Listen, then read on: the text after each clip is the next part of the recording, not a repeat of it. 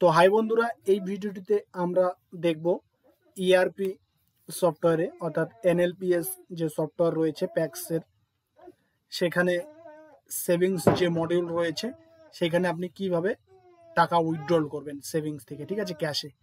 তো সেভিংসে ক্লিক করলাম, আমি সেভিংসে ক্লিক করার পর উইথড্রল এইখানে ক্লিক করব। এখানে অ্যাডমিশন নম্বর বসাবেন, ঠিক আছে। ইআরপি লেভেলে যে অ্যাডমিশন নম্বরটা জেনারেট হয়েছে সেই অ্যাডমিশন নম্বরটা এখানে বসাবেন। এখানে এইভাবে লাস্টের 6টা আপনি দিতেও পারেন, অথবা এখানে সার্চে ক্লিক করবেন, সেভিংস অ্যাকাউন্ট রয়েছে, সিলেক্ট রয়েছে প্রোডাক্ট, এখানে তার ওল্ড অ্যাকাউন্ট নম্বরটা এখানে দিবেন 10,631, যেমন আমার ওল্ড অ্যাকাউন্ট নম্বর। এখানে ভিউতে ক্লিক করব। ভিউতে ক্লিক করলে এইভাবে দেখাবে। তো আমি 2 নম্বর পেজে যাচ্ছি, এই যে অ্যাডমিশন নম্বরটা, এই যে, তারপর আমি ট্যাব বাটনে ক্লিক করে দেবো। এখানে কাস্টমারের ইনফরমেশন দেখাবে এই ট্যাবটাতে। তার নিচের ট্যাবটাতে প্রোডাক্ট ডিটেলস, অর্থাৎ ট্রানজাকশন রেকর্ডিং ডেট আর অ্যাকচুয়াল ট্রানজাকশন ডেট। এইটা কি হচ্ছে, আপনি যে সিস্টেম লগ ইন করেছেন যে ডেটে, সেই ডেটটা আপনার এখানে দেখাবে। তারপরে প্রোডাক্ট রয়েছে, সেভিংস ডিপোজিট, অ্যাকাউন্ট নম্বর তার এটা, সোসাইটি লেভেলে অ্যাকাউন্ট নম্বর এটা রয়েছে। উইথড্রল হচ্ছে activity type, withdrawal by default এটা সিলেক্ট থাকবে। ভাউচার টাইপ ক্যাশ করব, ঠিক আছে, আমি ক্যাশে উইথড্রলটা করাচ্ছি। তো তারপর এখানে রয়েছে সোসাইটি ভাউচার নম্বর, সোসাইটি লেভেলে যদি কোনো ভাউচার নম্বর থাকে এইখানে আপনি বসাতে পারেন। তারপর পাসবুক ন্যারেশন, ঠিক আছে, টু ক্যাশ, নিজেই টাকাটা নিচ্ছে, আমি ওই জন্য সেলফ করে দিচ্ছি। তারপর অপারেশন টাইপ সিঙ্গেল, নিজেই একাই লেনদেন করে। আপনার যদি অ্যাকাউন্টটা জয়েন্ট হতো সেই জয়েন্ট হোল্ডারে এখানে ডিটেলসে দেখতে পারতেন। আর ভিউ অ্যাকাউন্টে ক্লিক করলে একটা উইন্ডো ওপেন হচ্ছে, এই যে দেখুন, আপনি এখানে ফর্ম ডেট থেকে টু ডেট দেখতে পাবেন। ভিউয়ে ক্লিক করলে ওই অ্যাকাউন্টের বেসিক কিছু ডিটেলস এখান থেকে দেখতে পাবেন, সেটা আমি এখান থেকে ক্লোজ করে দিচ্ছি। তারপর ট্যাবে ক্লিক করলে এখানে পার্টিকুলার ম্যানুয়াল লেজার ফলিও নম্বর, কেউ সোসাইটি লেভেলে লেজার এখনো পর্যন্ত মেনটেন করে, তার ক্ষেত্রে এটা এখানে বসাতে পারে সে।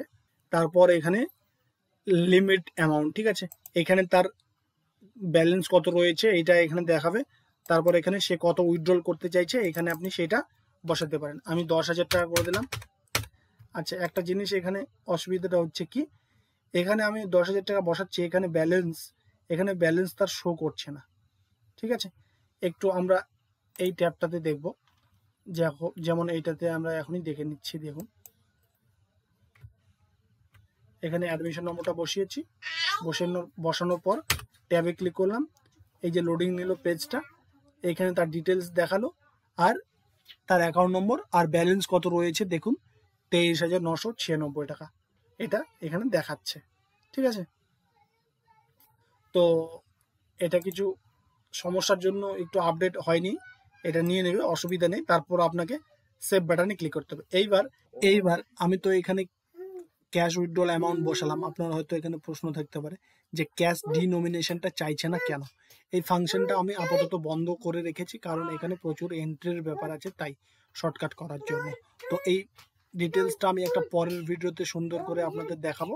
তো চলুন পরের স্টেপে চলে যাই আমরা। এইবার এটাকে করার পর আপনাকে সেভ বাটনে ক্লিক করে দিতে হবে।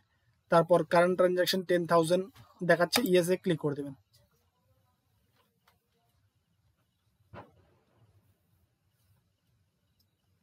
এখানে সাকসেস ভাউচার প্রিপেয়ার্ড সাকসেসফুলি, ভাউচারটা প্রিপেয়ার্ড হয়ে গেল। কি হয়ে গেল একটু দেখুন, আপনার এখানে ভাউচার নম্বর দেখাবে, ট্রানজাকশন রেকর্ডিং ডেট, কত তারিখে ট্রানজাকশনটা করছেন সেইটা দেখাবে, ভাউচার অ্যাকাউন্ট নম্বর দেখাবে, সোসাইটির ভাউচার নম্বর থাকলে এখানে দেখাবে, তার নাম দেখাবে, ভিলেজ দেখাবে। এই পার্টিকুলার্সের মধ্যে কি রয়েছে, সেভিংস অ্যান্ড কারেন্ট ডিপোজিট। এটা কি হচ্ছে, আমি টাকাটা উইথড্র করছি, তাহলে পেমেন্ট সাইডে আমার দেখাচ্ছে 10,000 টাকা, ঠিক আছে। আর ক্যাশ অন হ্যান্ড কি হচ্ছে, ক্রেডিট হচ্ছে, এই যে ক্রেডিট, এখানেও 10,000, এখানেও 10,000। ওকেতে ক্লিক করলাম।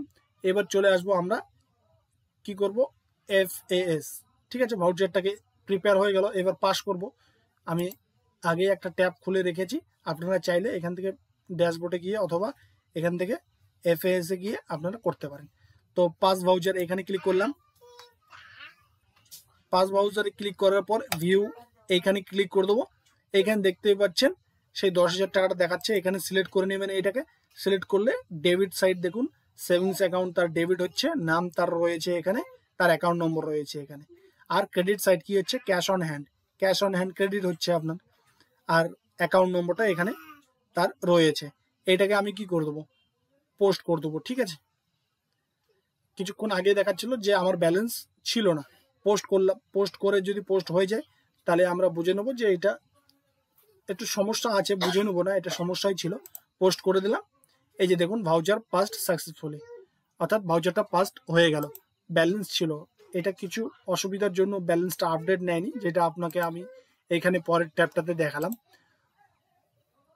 তো চলুন আমরা একবার সেই অ্যাকাউন্টের একটা স্টেটমেন্ট দেখে নিই। ঠিক আছে, আমি কি করব, এখানে চলে যাচ্ছি, তারপর এখানেও চলে যাচ্ছি ডিপোজিট মডিউলে, তারপর ডিপোজিট মডিউলে আসার পর এখানে রিপোর্টে ক্লিক করলাম,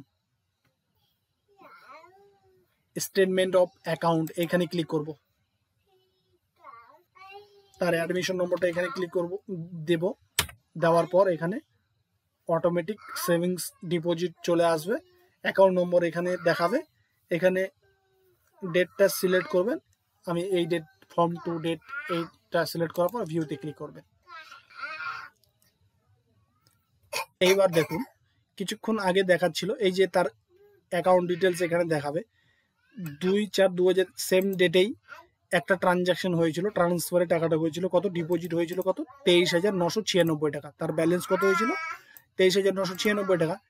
আর সেম ডেটেই আবার একটা উইথড্র হলো, নিজেই ক্যাশ তুললো কত, 10,000 টাকা, তারপর থাকলো 13,996 টাকা। ঠিক আছে, তো এইভাবেই আপনি ইআরপি সফটওয়্যারে সেভিংস অ্যাকাউন্ট থেকে টাকা উইথড্র করতে পারেন ক্যাশে।